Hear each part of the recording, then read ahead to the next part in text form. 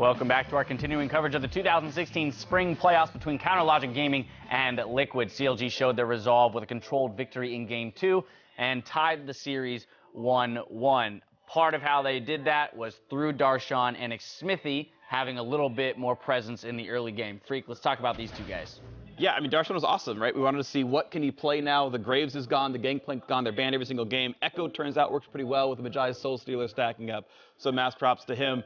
And Smithy, hey, turned it on, honestly. Game 1 didn't look very great for him on his Nidalee. He just held equal, but this time around, he actually made things happen.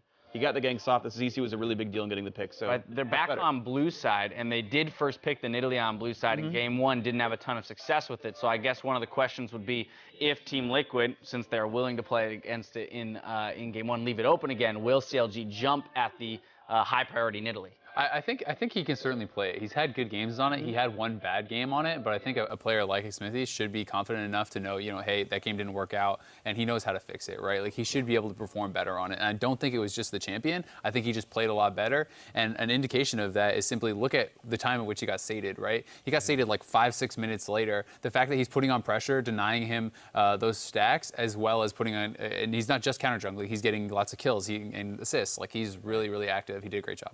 Now let's flip over to the side of Team Liquid and Kiwi. I'm going to ask you, in terms of players here, who are we looking at to kind of step up, regroup the team, and make a push to take a second game? I think, funnily enough, and ironically enough, it's Dardoch. I think he played way too aggressive and cocky even in the second game. He needs to realize he's still Kindred, and the difference between what he was playing the first game and the second game is Elise now has CC, and so does kind of Soraka. He was just playing way too upfront that he could do, like shove his face into Nid and Janna. There's no way he can stop them from the Lamb's Respite. So he really needs to maybe tone it down. Right, needing to recognize a little bit how the composition has changed and what that means playstyle-wise. Or at least wait a little bit until you have your QSS, until you have your Maw, and then you can start getting more aggressive. You have the ability to actually live through those CC chains or break them. But early game, I certainly agree. All right, well, one of the biggest carries for the team the entire season has been Piglet, Freak. Is this a situation where they can fall back on him and him alone to kind of get the team through it? Sure, if everyone does their part pretty well, I think, yes, they kind of need and want more from Piglet. He did very, very little damage last game. He did less than everyone else, not Karma, on his team last game. He was 4th out of 5 people on his team. That's not good. He even missed some rends. He would rend before Lamb's Respite ends and just lose his cooldown and do no damage with it. So had some misplays as well. But I love him playing Caitlyn. I love him just on a conventional high escape hard carry because he's so good at that style. He can play by himself a little bit more, and it's just a better play for him. All right, well, they're back on the red side this game, so we'll see if they can lock in a similar team composition to what they had in Game 1. Now let's send it over to our casters for the call. As we go, Darshan tells us why it's important for CLG to play well in the playoffs.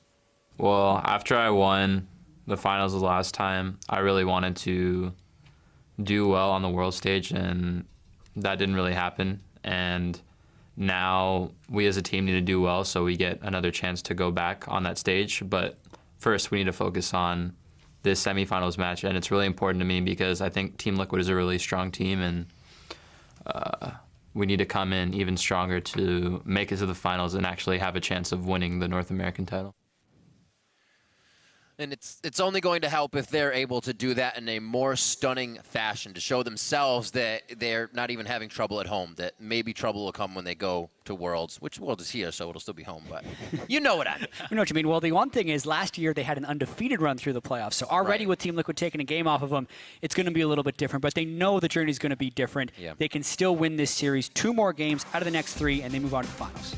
Well, we are back into picks and bans, 1-1. We're all tied up here, exactly what we would hope between these two powerhouse teams as they move through the playoffs. Bans should be somewhat like the other games. Should see maybe a Corki even going out, or they may even leave the Corki up since it wasn't that impactful. But no, as I say it gets banned out. I wonder if the Soraka ban is going to show up on TL's side here. That's another. It was rather annoying. I wonder if it's also the Nidalee first pick still for CLG. I think you still have to, because if you don't take it, Dardoch probably will. Well, they're changing the order of their bans, although the Trist ban still comes through again. Oh, it was Gragas last time that TL banned in that second place spot, and CLG took it. T-Liquid, it was great. They banned Gangplank, Graves, and Trist in both games. Yeah. But my GRAs. I'm a little surprised that Team Liquid is stuck with the Trist ban in all of the games. Nidalee. Usually, Great. if something gives you trouble, you drop one of your pre-series bans, especially once you lose a game. Because yeah, first pick Echo, we saw how important it's going to be. I really thought they were going to drop it for an Echo ban. Maybe Team Liquid thought they weren't going to first pick it, and the Team Liquid get it on the backside, but I feel like that gamble is a little bit too dangerous. Yeah, there's a lot of discussion going on right now. It looked like that was something that they did not want to see come out first pick. Yeah, maybe leaving the Nidalee up would have been something that they think would have been the takeaway. Yeah, They can get Nidalee if they get, want it. They can get Nidalee, though. I think they want Kindred more. No, they can get Nidalee. They have Kindred. Okay. So, Rise and Kindred locked in for 1-2 on the side of Liquid. Something has been denied, at least. But yeah, like Cyrene just said, that was what looked like a fairly heated discussion between Loco and Dardog. Maybe an unexpected Echo pick, but now they take the Rise away. That can go top lane or mid lane. Although you would not expect Lorlo to be the Rise player. It's not a tank. That's true. He was actually, though, in solo queue, right? The Riven, the Fiora main, and if that translates at all to mages in the top lane, then for Lorlo, I mean, he brought out the Echo very early on in the last round of playoffs, and he was able to play that. So if he's been practicing counters to different champions, that's true. The Rise might be up his sleeve here and see how he does against Darshan. Yeah. But it's still a very hard matchup. Echo is incredibly powerful right now. Smithy goes back to Elise. They like the crowd control that was bringing and the aggression he was able to provide. If he can keep hitting cocoons, it'll lock those kills. They take Piglet's Caitlyn away as well. These Yeah. guys are just trying to deny each other's champion choices. It looks like Nidalee will fall through completely as well, and this is one of those things that happens throughout a best-of-5 series when you're only having two Things teams just playing change. against each other. The pick priority and the relative power of champions changes just based on the matchup. Smithy knows he doesn't want to play Nidalee against the Kindred, but Elise worked very well. So who cares about Nidalee all of a sudden? Poppy, Poppy, Poppy. They're leaving last pick AD carry here for Team Liquid. Yep. Yeah. And that just gives away that it's a mid lane Rise. When they could have had they could have actually just hidden it. Do not necessarily like that one, but they want to make sure. Maybe they're trying to find an opportunity for Piglet to play Vayne. They just want to make sure he doesn't have too much else around it. But even with that, they like running the Vayne with the Lulu or the Janna, and they have neither of those things right now.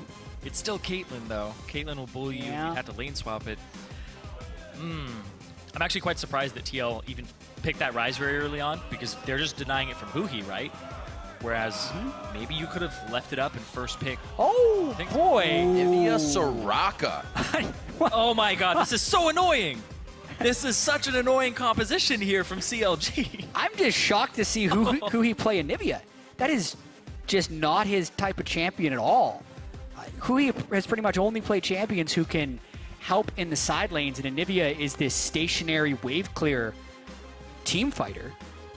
But we have seen CLG, especially in the Summer Split Finals against TSM, just transition to a laning and team fighting game and take the enemy team by surprise. Maybe that's what they're going for here.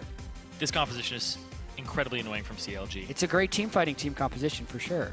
It's very hard to deal with. Not only do you have the Soraka and the Echo and then the Anivia egg, the heals are just going to be able to go on to whoever needs them. And the composition from TL, I like the Sivir rounding it out. It's a lot of movement speed, a lot of charge down. It helps assist Phoenix on that Rise. But still, reaching that Anivia is a huge task. Yeah. The Sivir is pretty much the only thing that's going to be able to get him past that wall. A big Defiance, a big Sivir, maybe they can completely blow through that. Yeah, and even when you reach the Anivia, well, you're not focusing the Soraka, so the heals go over to the Anivia. That's true. You basically have to split focus. Everybody talks about when you're team fighting and there's a Soraka, it's like, focus the Soraka down, kill the Soraka. Well, Anivia's going to stop you from doing that, and Anivia's going to kill you while you're trying to do that. Team Liquid just need to shake off last game. They understand they're going up against a composition they may not have seen a CLG run before. They may not realize the dynamic that's going to come out early.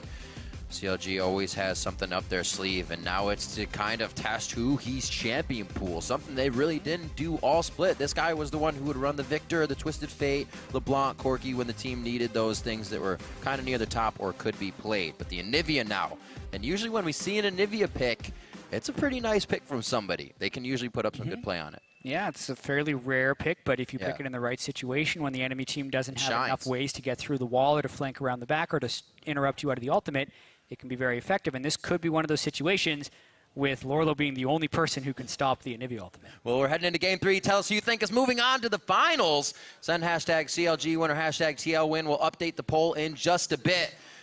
This is going to be a big matchup coming in. Both teams have kind of seen what the water has to bring, tested the water. It's a little warm, a little cold in spots. We'll see who finds their way to shore first here. It's going to be CLG on the blue side, Team Liquid on the red, and we're going to be on the Rift for game 3. Looking at the mid lane, both Phoenix and Huhi took Strength of Ages.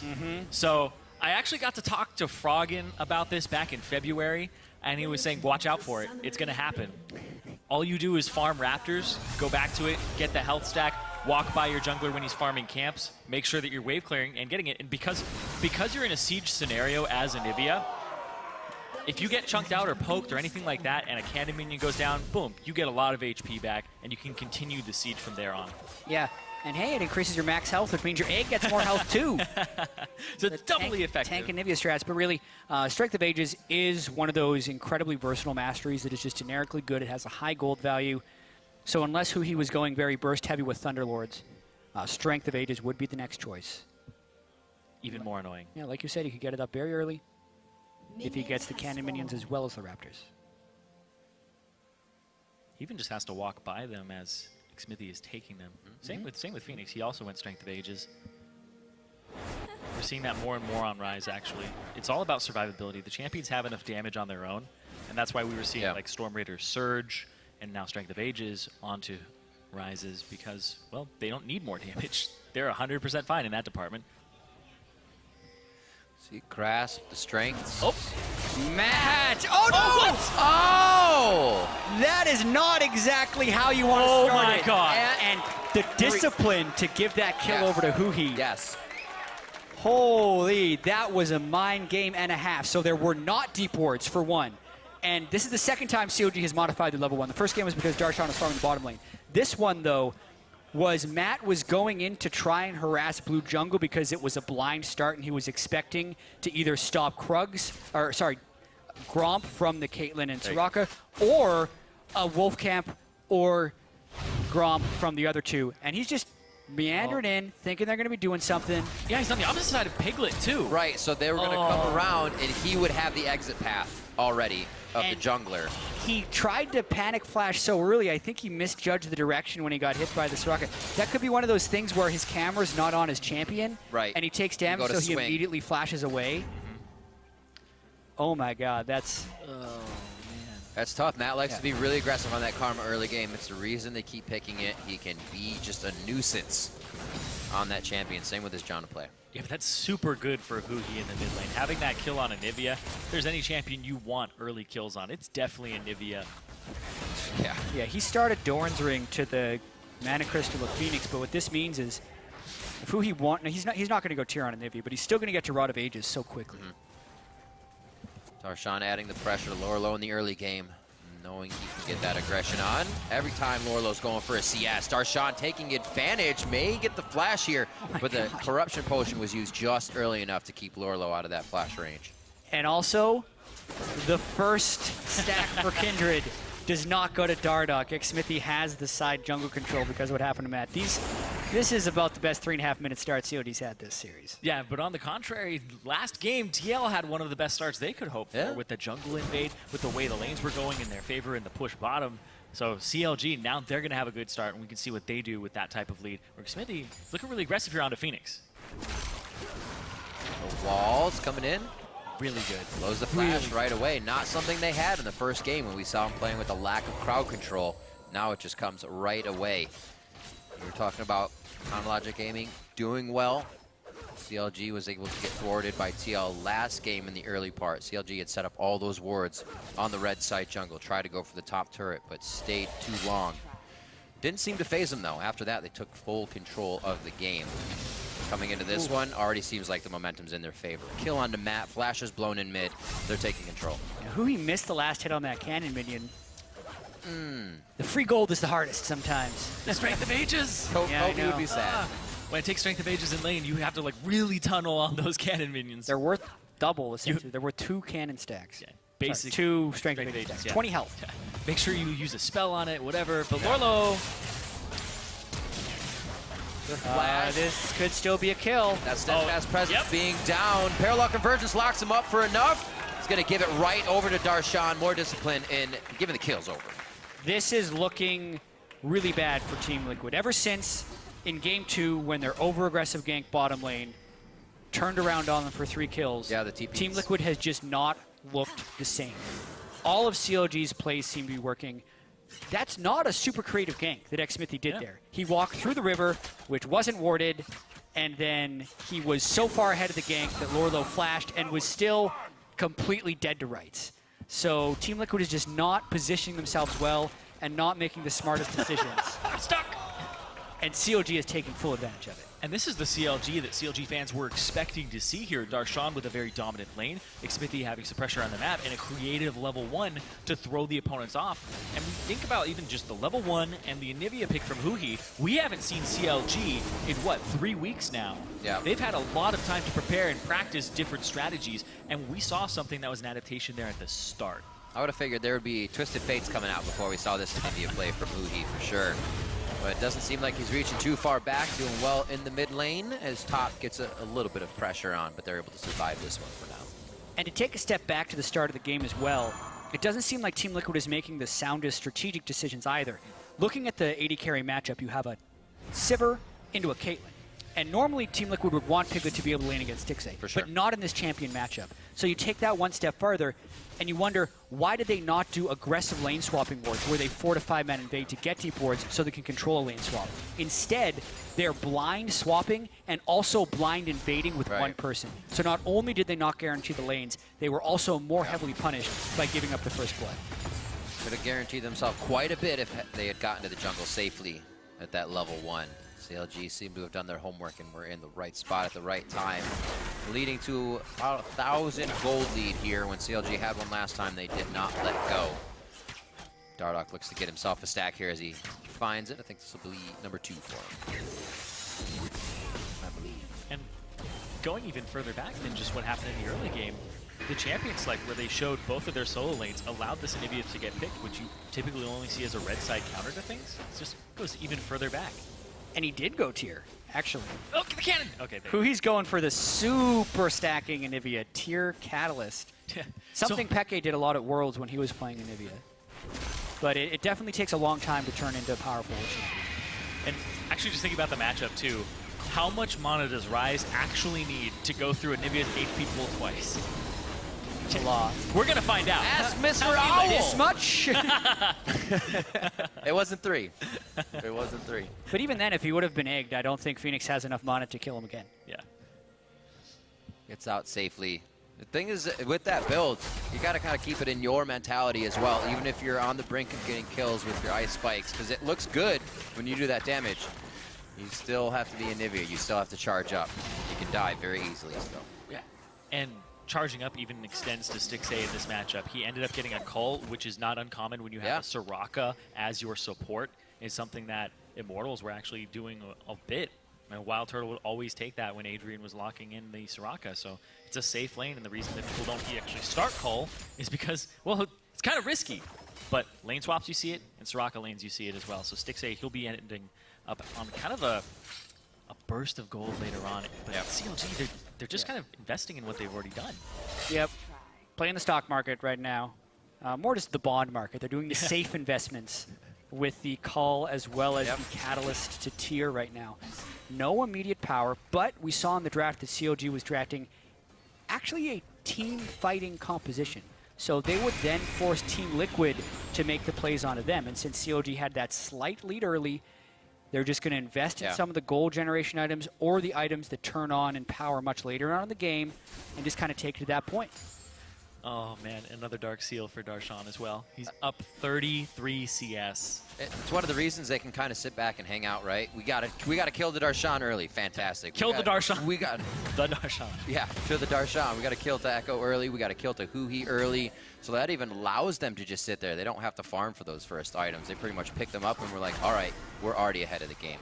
Let's make that work for ourselves. CS is quite even throughout the lanes. The discrepancy is in that first gank down in the bottom. Lorlo, 82 to 45 CS right now.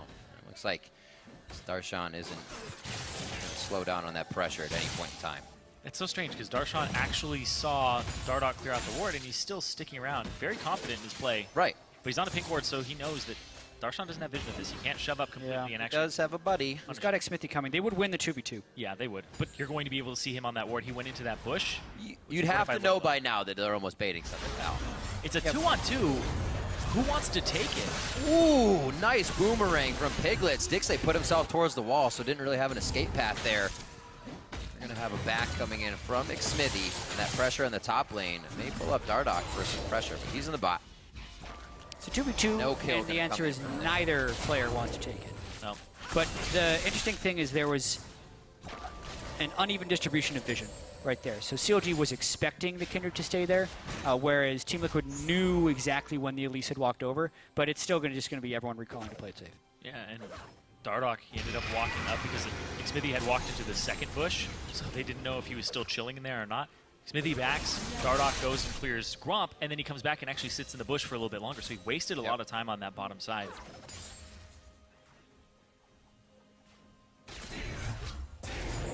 Back from Lorlo in the bot lane. His teleport's up. Still looking at 2 teleports for CLG, but TL's matching as well this time. So we're going to get some aggressive cross-map fights if it comes down to it.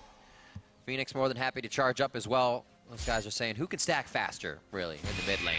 There's hardly been any aggression here unless you've seen a jungler. Well, it's also double TP from both teams. It's the first time we're seeing Yep. a TP for Phoenix in this series. So he's just going to try to match the pressure, which you honestly have to do against CLG because they're going to continue to run that strategy over and over again. Aggressive. Oh, he had to flash over.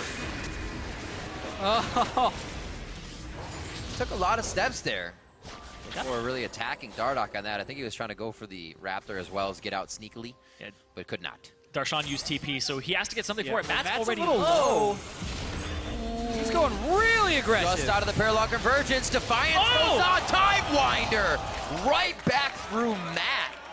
Darshan picks himself up another kill. The most impressive plays is when the other team knows exactly what you're trying to do, and it works anyways. Darshan totally telegraphed turret dive right there, goes right on top of Matt.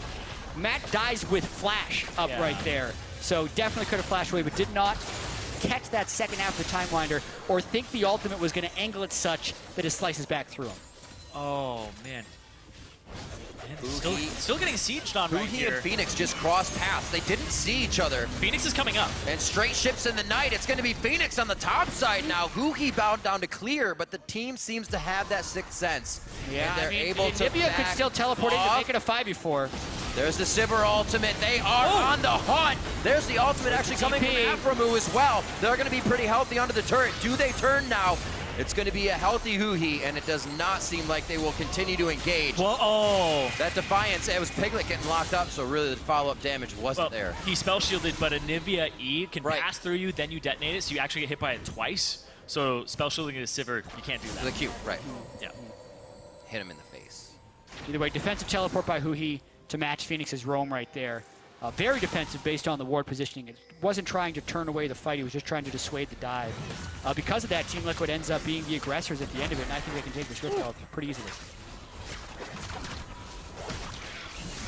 Yeah, they get to push out mid lane, get a Rift Herald for Dardoch, who honestly on this Kindred hasn't had the same type of impact. He's been farming up, and he still has to go up against that Elise, which will be able to stun the lasers. And this game, he doesn't even have a CS advantage on Xmithy. Yeah. Every single game, it seems like Xmithy is learning more and more about Dardoch and shutting him down. It's good adaptation by Xmithy. While it is the same item build, Dardoch's really been a non-factor in this matchup for the first 14 minutes. And I want to see what Dardoch does to adjust, because last game he was just getting silenced, cocooned, and he couldn't even use Lamb's Respite. He didn't get Steric's Gauge. He ended up going third item Brunans. He didn't go Strength of Ages. He didn't get the Tenacity in the defensive tree. And he didn't even go Merc Treads. Yeah. So what adaptation is he going to make if that keeps happening? Well, we know he already hasn't taken Strength of Ages. He's once again gone with the Fervor Battle for the aggression. Fight. Which I like for the attack speed Kindred. I think it's a very defensible choice. I think the main thing that he would need to do this game is get the Mercury Treads by the time you're going to be putting in the team fight, because there's still the Soraka in this game, but there's just honestly more, because you're adding the Nivea on top of what can potentially be chained in from CC, and Mercury Treads I think are an absolute must for Dardoch this game. Or a QSS, one of the two.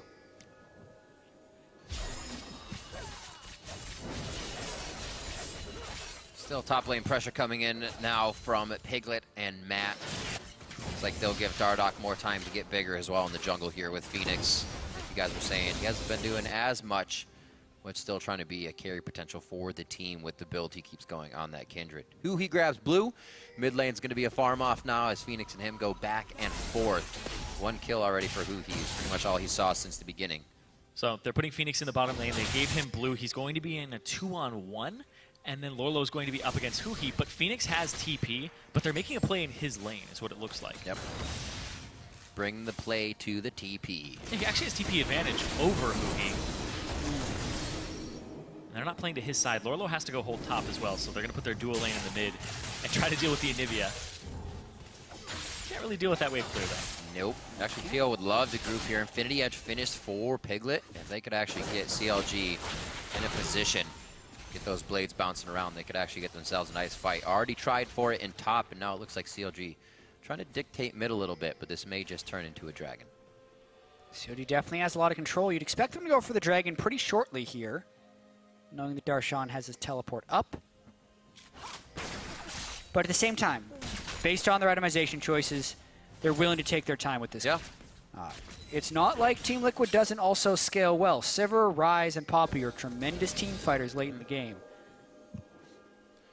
Holding off, making sure the river is warded on the top side, marking the wolf camp on CLGs. We haven't seen Dardoch going for that Just yet. looking for Afro. Right now, it's all about people. They want last hit champions, not camps. Looks like Phoenix here. He's like, I knew there were people behind me. I'm kind of 1v2ing right now. It looks like they pull off in the end anyways. Piglet stays middle. Sustains right back up, kind of no problem, and Phoenix is the one who has to walk away, so not a good aggressive move there by Phoenix because now they're getting pushed in and have to draw jungle attention down almost immediately.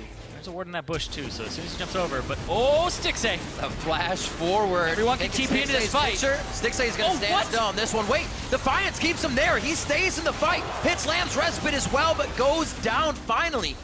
To Dardoch jumping in. They're going to keep this chase going. Dardoch very low after picking himself up one, but aggressive there from Phoenix. Questionable Very Lamb's low respite and there by Dardoch right there. They were going for the all-in onto Stixxay, and then as he flashed away and was out of summoner spells, they threw down the Kindred ultimate and just let him walk right back in there. Meanwhile, Darshan can teleport into the fight. Piglet actually can't join it because he's off on the other side of the map, and CLG, they get out of it with the 1-for-1, but I think they can take the dragon afterwards very easily. Yeah, I want to watch that again because the rate at which the health bars are going down and the members who were there flashes forward, throws it out. He has a little bit of a shield here.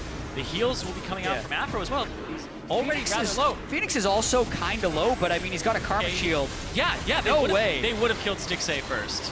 Yeah. Yep. Either way, it does technically go to delay the death of both of the guys that were in it. So a zero-sum game, I suppose. They both die in the end. But one guy had to expend his ultimate for that to happen, whereas they could have traded kills without it. Or displace it even further backwards so the Stixxay can't walk back towards it. I think that's what Dardoch was going for, is to just ult Phoenix and not allow Stixxay to come back in. But it was just way too close to the Caitlyn. Yeah, unfortunate. Yeah, 6.6, not 6.7, so you can cast it on other people instead of just self-cast, but you have to cast it on somebody. It's not ground-casted. Yes. Seen a lot of aggression out of Team Liquid there in those plays. Phoenix went really hard. Speaking of aggression, was low. They're not giving up. As soon as the batting orders back up, they're up to the plate. Trying to hit home runs all game here. So far, CLG is really the only one finding kills. Now, Team Liquid may start to gather their forces now, push one thing down, get a little more direct so they can open up the map. Yeah, by the way, CLG did take Dragon during the replay. They had the numbers advantage down there. Darshan doesn't have teleport here. This will be a test of the wave clear of the Caitlyn and Anivia. Test passed with flying colors. Not a single turret hit is taken in a 4v5 hold. Yep. And last game I was talking about how the 3-man unit alongside the 1-3-1 didn't seem very efficient because they didn't have wave clear. This is a 4-1, and the Anivia wave clear is some of the best in the game. It is very frustrating to play against. And then you have Soraka as well, so turret diving becomes pretty much an awful choice.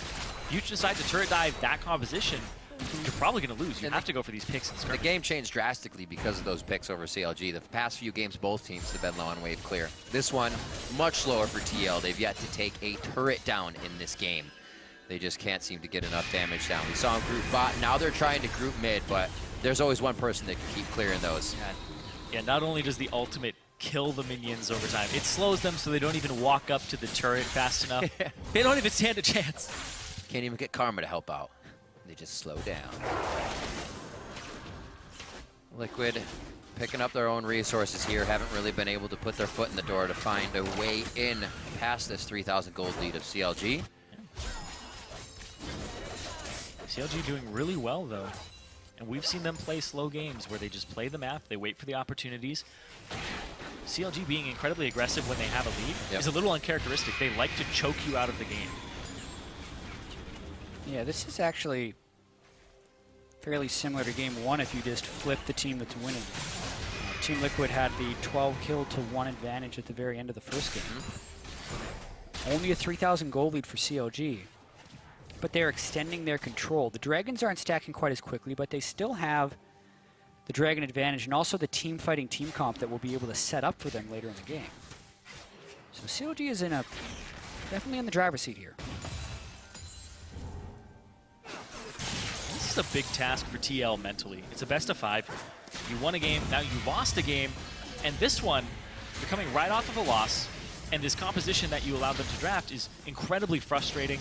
Matt at the beginning, fail flash, like the mentality of this team has to be incredibly resilient if they want to get through this series, because this game is going to be very demoralizing, and it's just going to be a long one from the looks of it. Absolutely. After the first game, we were all hyped as it ended because it was a great ending. But as you said, Jet, the players, calm, cool, collected. They know there's a long road ahead. We talk about mentality quite a few times in games, and it has to be there the entire 40 minutes or 30 minutes of each match. And the entire 5 hours of a best of 5, you also have to keep your head. Something that these Team Liquid guys haven't had to respond to a loss in a best of 5 yet. When they played Energy, it was nice and clean. They played for about 2.5 hours. They went all through games. There was never a doubt. Easy. Yeah, we can play best of 5s.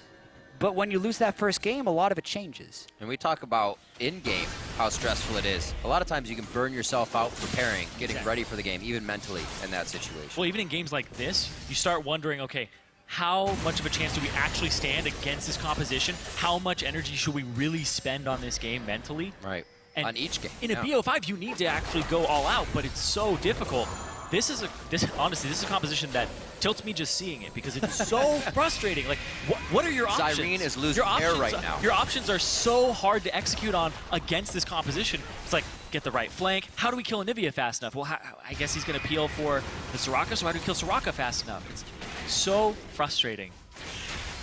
It's hard to find the right initiation as well. Yeah, so it's a great draft from CLG against what TL has. Well, those kills get away with 100 HP. You just cringe.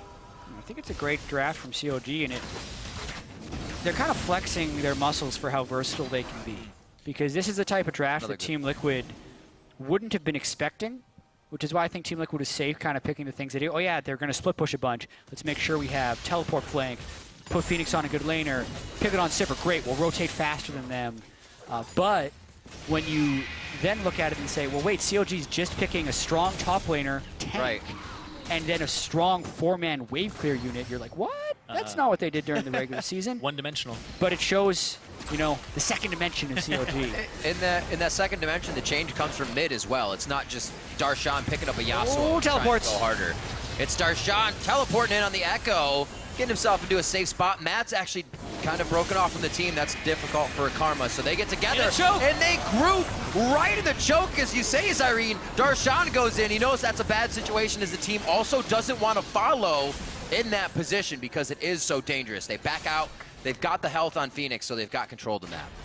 Yeah, but what can they really do with it? It's pretty early on in the game to go for Baron, and Phoenix basically still there. I mean, if they really want to go for Baron with Soraka sustained, they could try. Yeah, but like, how do you get in on the Anivia? They're going to try to stop them. Darshan's flanking. I have vision of him.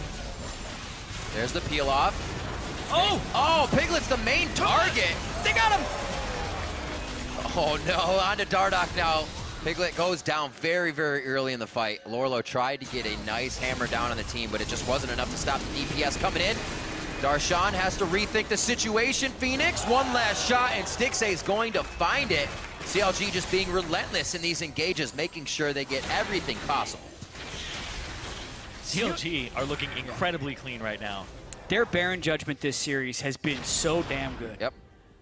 As far as knowing exactly how they can get the Baron. And with 2 pink wards, they're absolutely sure. But it's mainly the fact that Soraka can sustain the people tanking Baron to make this a lower risk play than normal, which is how they were able to bait that fight at 23 minutes without being low. But they're trying it again, and this time they actually are a little bit low because Soraka only has so much health to give. There's already a blue elixir on Huhi. He is trying to delete people with this Anivia, and they're going to go for more fights. Parallel Convergence just outside slow. Whoa, they close on Lorlo. That was nice by Smithy. He almost got locked by the tether, but repelled at the last second. Matt with the shield. Lorlo gets a defiant, or sorry, Matt gets the defiance. What's the range on that shield? He was like 1,000 units away when he placed that thing on Lorlo to speed away. Touch Karma. Yeah, it's fine. Anyway, Team Liquid get out of it with just a few more deaths. And this is why it's so risky. They're going to keep baiting it. Look at those traps, and that allows Huhi to just line up whatever wall he needs. And Lorlo couldn't body block there. He had to get out, or else he was on the other side of the wall, and that's why the ultimate from Stixxay was able to hit Piglet. Yeah, and then the chase. We can get a little bit onto Lorlo. Lorlo's pretty good. We gotta go straight for Dragon. That's actually a great take by Team Liquid. Oh, Phoenix on the other side. Phoenix chooses the right way. He's got to instantly walk down. Piglet's in the front. He puts the spell shield down for the Peacemaker. It's the Hurricane that comes in to help pick up the kill. Aside from that first game where Piglet really decimated CLG and Stixxay's damage was low, it's been Stixxay who's had a huge team fight presence in the last 2 games, and in the last 2 fights, it's also been Stixxay who's gotten the final shot onto Piglet using the range advantage he has. He's down a little bit of CS, but way up in gold right now, and he knows who to focus in these fights. Yeah, they took Piglet's champion away. They took that Caitlyn that he had so much success on, and the range of this comp against the Sivir, it's basically a death sentence, but look at this. Yeah, they're going to keep coming back to Baron with the Soraka sustain. Those back spikes, they don't forgive. Baron does so much damage backwards. Everybody gets out of the pit. They say that's not the place to fight. They're in the front side now. 2,000 HP on to Baron. 1K. It's going to be Smithy by himself. The team going to take the fight.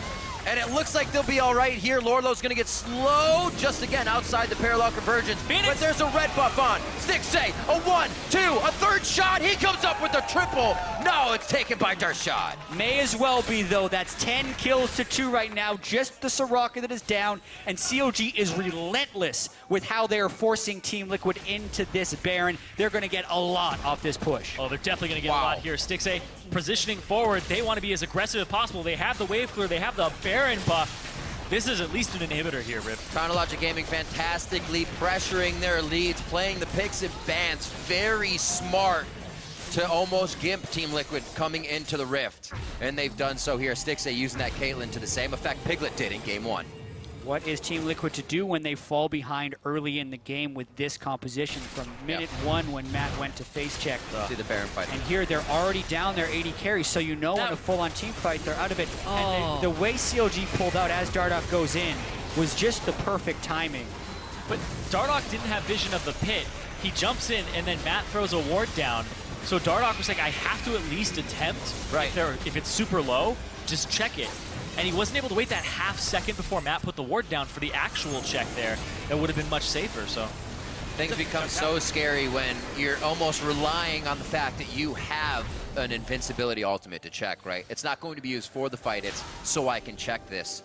Things become very difficult when that Didn't even try to go back in afterwards. Right. He had vision of it to try and steal. All right, let's take stock of it. CLG holding the leads once they get it, and now 9,000 up. The Baron is going to help them start to push down these lanes. Really, the only thing that's not in place is mid and bot. So and they don't need to split push this one. They have the team fight composition. Team Liquid could not hold this confidently. There's the teleport that they're going to try. Smithy over onto Lorlo. He is very low for being one of the tankier guys on the team. They have no one else to focus but Phoenix. They finally throw down some ultimates to get themselves in a good spot. And CLG only has a bit more work to do to find their kills. They're still pushing Team Liquid back. And remember, this is a Soraka siege, so they get to continue to come back up to full health with the Baron minions and keep pushing for that second inhibitor. You can tank turret too, no problem. Aphromoo, he's still got a lot of heals left. And as the Baron minions come up to tank it for them, they're fast! Oh, there's going to be the turret going down, so nothing to defend or fight under. Peacemaker making peace with Matt, taking him down. He will not be able to help the team. And it looks like Dardoch just actually flashing what a Cocoon would not have hit him. So he can't come back as aggressively into the fight. The inhibitors are going down, and CLG is just closing their jaw in this game. Piglet's able to stay alive, but for how much longer? They're onto the Nexus turrets. They are relentless. Their health bars are slivers, but Afro is in the back. I don't even think he has the health to heal unless he lands a Q. Dodges it. Smithy's up. Smithy goes down. He actually landed on the Q, the aftershock of it. And they are going to be able to get 2 Nexus turrets. Counter Logic Gaming, another definitive win here. This time, 30 minutes on the clock. We're going 2-1 here. Match point, Counter Logic Gaming. And boy, this game must have felt real good for CLG because Team Liquid is kind of running out of options here. I think they have to switch their bans up because that was just too clean for CLG. They got what they wanted. They outsmarted Team Liquid in Champion Select. They outplayed them in the game, and that's 2 games in a row now. One more puts them in finals. As TL, you have to be thinking you had that great victory in game 1, but that was really off of your mid game. That was off of Huhi's mistake. This game was right from the get-go. You're getting smashed from minute 1, even Champion Select. You're slowly having your mentality go down and down and down because you're hitting against a brick wall at this point. It's super frustrating to play against. And honestly, TL, they have to show resilience in this 4th game if they want to actually have a 5th. Sorry. What do you got for us? 6-8 damage to champions was insane. He did 33,400 damage to champions. The next closest on CLG was 10,300. Like, the percentage of team's damage here, that's over 50% of the team's damage in that game from Stixxay. So he was a guy who was one of the lowest in the league at percentage of team's damage in the regular season. And the excuse for that is that CLG didn't have conventional and traditional team fights where 80 carries do most of their damage. Right. And the question was going to be, can he, if in a team fight composition, can he do the damage? Yeah, he can. That's an insane amount of damage in the team fight. So props to Stixxay and the rest of CLG for playing around it and changing their style. We haven't seen much from him. It's always solo queue highlights for him. So for him to be able to do that, as well as the team was playing well around the board, and Zyrene, as you were mentioning, TL having trouble in the beginning, that plays on their mentality. Coming into these games, you have game 1 that was in the bag, right? And then you didn't see any of those errors from CLG in game 2 or game 3. So how do you turn on that? That becomes so much more difficult. You really have to hope that you have the background and the resilience from scrims, from practice. Your coaching staff has to be able to, revise the draft a little bit and talk about that, because that Echo first pick, you could see on the faces of TL, it did not look like what they were expecting to come out the door, and it threw them off, and then everything seemed to collapse from there. Let's see. Do they go? Is it Piglet carry time? Is it focus for Piglet? I think so. I think it's time you drop that Tristana ban, start banning something else, and put Piglet on a carry. We will see. To walk us through that match, we're going to go turn it over to Dash and our analysts. Thank you very much, gentlemen. And Jat, I think we agree. When we talk about Champion Select, it's time to get rid of that Tristana ban. Let's jump right into it. CLG taking another really solid victory to go 2-1 up in the series. But let's start in this Champion Select because the first pick Echo ending up in Darshan's hands yet again. I think it's like, when you look at the tanky top laners that are in the meta today, you talk about all the different champions that are available. You talk about, like your Nautilus, your Poppy, your Echo, maybe your Maokai's, etc. Echo, to me, is clearly the one that stands out as like a Darshan special, right? This is a champion that you can make plays on, that you can split push on, that you can carry on while still doing that tanky build. And I think that it's like, it's kind of a mistake, I think, to be giving him this champion, because it's like put Darshan on a Maokai or something like that. If he had to play that kind of champion, he doesn't get to do these kind of things, and he's coming up huge for CLG. Yeah, Freak, what's the thinking here? Like, how does he end up getting a first pick Echo? This was the bargain, right? And it threw Liquid for a loop. I noticed it because Dardoch was on cam right when it happened. They first picked the Echo, and he goes, shoot, like, because they leave it to Nidalee. He's like, game 1, we gave you Nidalee, we took Kindred, no big deal, enjoy, CLG. And CLG's like, Nidalee's like the best champion of the game. Maybe Echo is actually that now, and like people are catching up to that thought process, right? But in game 1, CLG thought Nidalee was the best. And now they're like, no, Echo's the most important for this matchup. I think there is no world where this doesn't get first picked or banned. In game 4, by the way, Liquid will take this one away, but like, Liquid were banking on the Nidalee going over and getting Echo themselves. They had to pivot from there. 6 or CLG. That's pretty much it. They were really hoping to just give up Nid again, but I think that was, Right, they're going to leave both overpowered junglers, the Kindred and Nidalee up. Say, okay, you're going to get your pick of the 2, but we'll still get the other, and we'll counterpick the Echo away. That doesn't happen. But not only that, let's look at the rest of Champion Select, because they take away the Rise. So they settle for taking away Rise away from Huhi, which was something that he had moderate amount of success in the previous games. But then CLG answers Elise Caitlyn. And that was what you had pointed out, Freak, as being something that you thought Piglet should go back to in Game 3. Yeah. Second round, Caitlyn was huge. Right? Yeah, I mean, I think Caitlyn is one of, if not Piglet's best champion throughout the season. He played it a lot. It's super safe. It's lane dominant. And this is supposed to be TL's strength, right? They're supposed to be smashing this bot lane. And then, you know, CLG saying, well, maybe our bot lane's a little bit weaker. I'm sure they don't think it is. And I mean, it's not looking like it is. And they're just going to pick a lane dominant matchup. They pick Caitlyn, they pick Soraka, and TL kind of has the audacity to pick Sivir into that, which I think is a really bad matchup for Sivir. So, I mean, you know, in that 2v2, they're coming out on top. Yeah, we saw Team Liquid there making their way back to the stage after a huddle. They look to be in good spirits moving into Game 4. I want to come to you, Kiwi, because as we close out the draft here for CLG, Anivia Soraka. I mean, the Anivia kind of came out of left field. Soraka we had seen play a pivotal role in Game 2, and yet again, Aframu played it to near perfection in Game 3. Yeah, Anivia is clearly a Rise counter pick for Huhi, and I gotta give Huhi credit for this series. I really underrated him compared to Phoenix. I thought Phoenix would be a really major factor that would contribute to Liquid's wins. Huhi has been playing equal, if not better, than Phoenix, and is really showing because I thought it would be a more like CLG's team fight versus the individual prowess of Liquid. That's not really happening. They're just getting shut off, and the CLG team is definitely winning. Now, we talk about Team Liquid's team fight prowess. We have an example of CLG's team fight prowess, though we're going to pull that up and Freak. We're going to have us walk through. It's a long replay. It starts at the blue buff and curtails all the way to the Baron. Yeah, so there's a lot of things to talk about here. It's first off just CLG getting a good pick, but also the team has very few offensive tools. They have to use Baron baits to get more things to happen.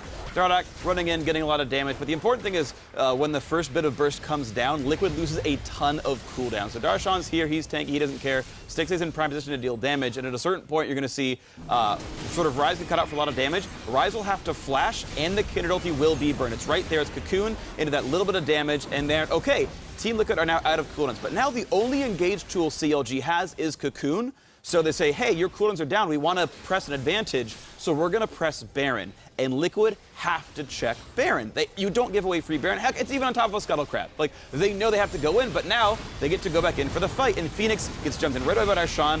Really fortunate Cocoon as well into getting hit by the Caitlyn Q. Grats, there's your first kill. Now you can start running people down because you know you're ahead. And eventually you're going to watch Caitlyn get in a whole lot of damage when they finally get to jump forward. Low a little bit slowed down. Here come the auto attacks. Phoenix, well, you don't have an indicator to back you up. You got exhausted by walking forward into even an Anivia ult as well. Yeah. And it's just a well-managed sort of secondary fight by CLG. And I feel like Ryze is just like not working out in this series. Like Ryze is really struggling to enter the fights, and even especially against this sort of composition where there's Soraka, you know, you're a short-range mage. The silencing field completely shuts you down if you do get caught in that. There's exhaust. You know, we talked about the layered CC. You know, that fight started with an Elise Cocoon into the Anivia stun, and that forced like everything, right? And he's just having so much trouble getting in, and that fight was engaged by Phoenix flashing forward into them, right? So it's one of those things where it's like he feels he needs to do this to enter the fight, but he's struggling.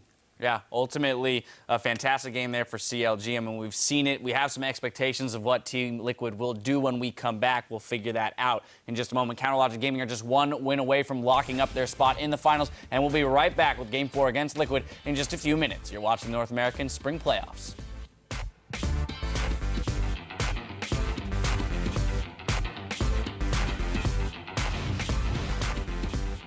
But I played super far back, and then he ganked me anyways, and I had to blow flash. Yeah. So I don't know how to counter that besides you ganking bottom. Just because he tried to gank me again, you were able to farm back up? Yeah, because if he went just straight bottom there, you would have been screwed? I would have been screwed. Okay, cool. Yeah. This could still be a kill. That steadfast presence being down. Parallel Convergence locks him up for enough. He's going to give it right over to Darshan. Be ready, Yeah, come in, they're coming. I'm in top right now. I don't have TP right now. Rise, I'm in the city. Kill Rise, no flash. Kill Rise, Rise. Nice shot. I'm in Kindred. Kill Kindred. Styx say a 1, 2, a third shot. He comes up with a triple. We're going 2-1 here. Match point, CounterLogic Gaming.